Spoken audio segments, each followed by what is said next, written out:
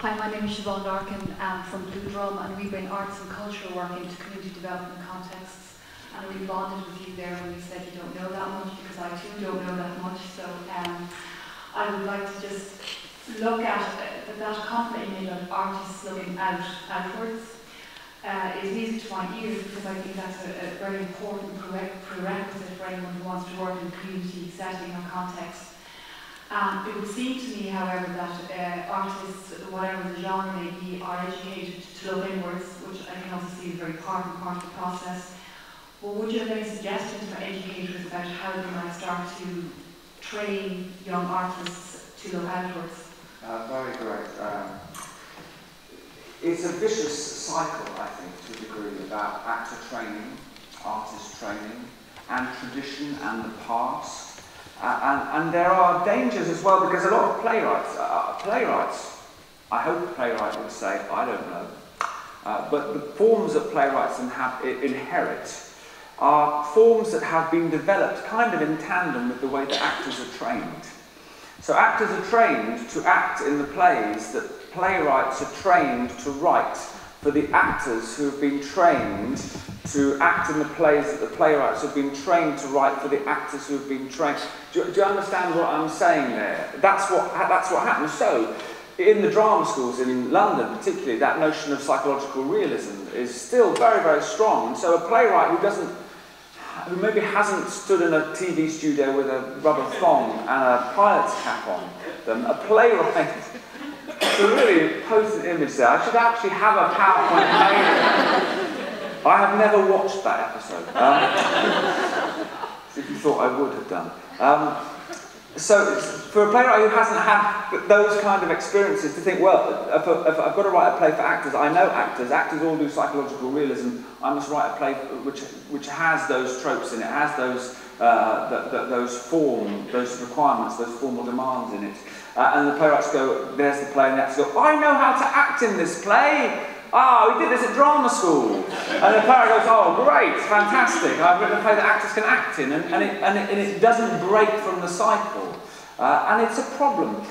I have a new play that's opening at the Royal Court, which is about, just name dropping there, it's about the abuses that take place in the name of art, really. And one of the abuses that take place, I think, and correct me if I'm wrong, is how directors treat actors on one level, or how artists are treated in theatre, and how ego becomes tyrannical, you know? In the notion of creating a piece of art, it's a real problem. And in directors' theatre in Britain, you know, I think that's another contribution to that vicious cycle, is that directors don't really know how to direct. And how great not to know how to direct. If only every director could just say, I have no idea how to direct. Isn't that great? And I go as an actor, I have no idea how to act. Isn't that great? And the writer goes, I have no fucking idea how to write. So what are we going to do? You know? Okay. But I do believe in theatre, so let's go for it. Let's see what we can do, what we can bring. But often the directors again have gone, well, we're going to break this down into actions of objective and units and things, and I want you to go and research somebody in the real world who has a connection with your character in the play, and then bring them in and we'll hot seat them. I really hope this will help. I really hope this will work. Because of course, as a director, you don't really know, and you kind of go, well, I'm just putting in these processes because I hope, because I read a book by Max Clark, and that seemed to, we try and put that will do it. You know, and it's kind of fantastic, and no one is able to go, I don't know, so everyone perpetuates these sort of tyrannies of how we think it should be done, and then we lead to Charles S. Dutton being pleasured by his wife in a photographic studio in New York, and then we might as well just shoot ourselves.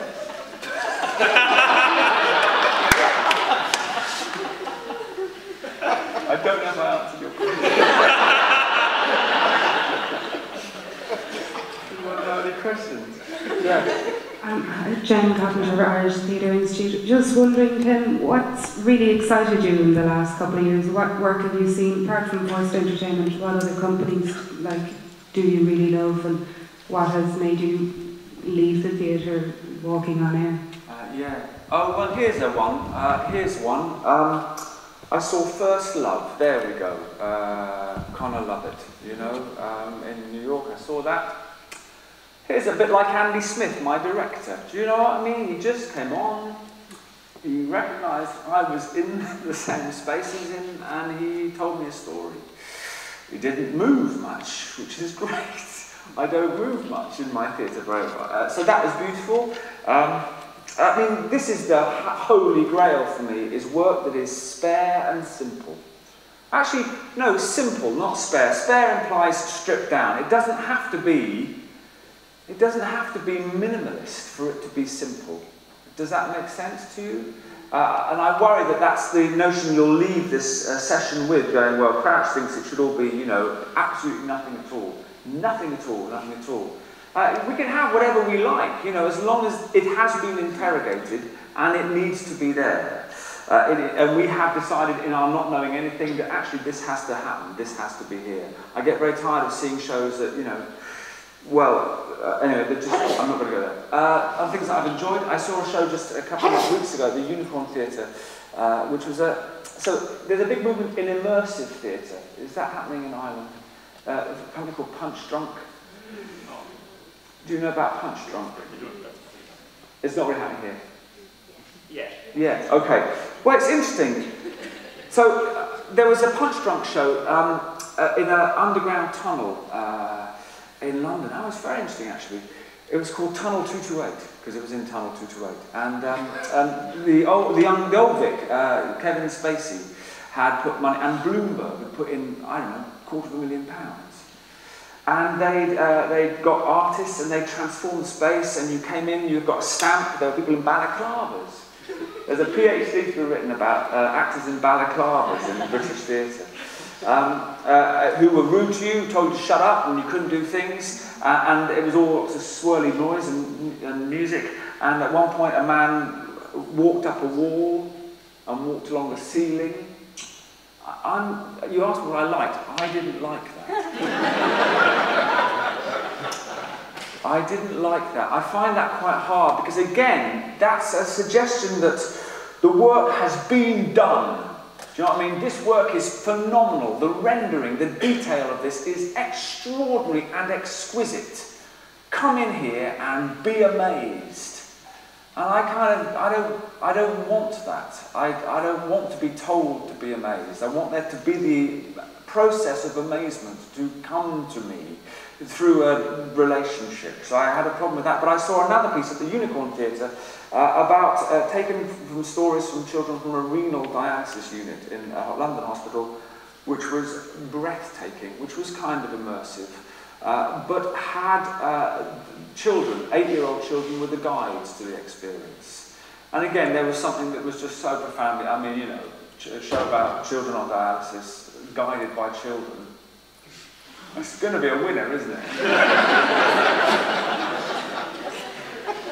For sentimental people like myself. Sorry, Jen, that's not a very comprehensive answer. I think. Are we nearly done? Can we take one last question? Okay. Maybe?